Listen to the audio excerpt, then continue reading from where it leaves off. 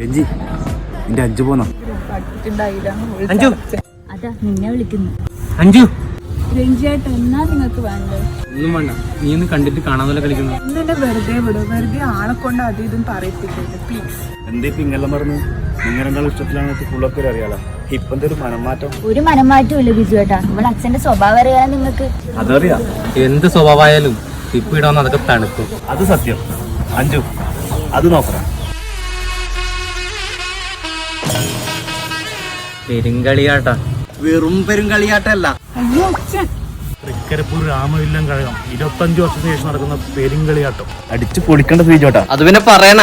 ഫെബ്രുവരി 22-നല്ലേ അഖിലേന്ത്യാ പ്രദർശനത്തിന്റെ ഉദ്ഘാടനം. 20 തൊട്ട് മാർച്ച് 12 വരെ എന്തെല്ലാം പരിപാടിയാണ് ഓരോ ദിവസവും. എന്റെ മോളെ ശരിക്കും ശ്രദ്ധിച്ചോണേ രഞ്ജി. ബിജുവേട്ടാ എല്ലാം എനിക്കറിയാം. ഏട്ടാ 25-ന് മെഗാ തിരുവാതിര മുന്നിൽ തന്നെ ഉണ്ടാവണേ. കളിയാട്ടം കഴിയുന്നവരെ ഇനി ഏടിയും പോകുന്നില്ല. പോരെ എവിടെ പോവാൻ? മാർച്ച് 5 മുതൽ കളിയാട്ടം ആരംഭമായില്ലേ?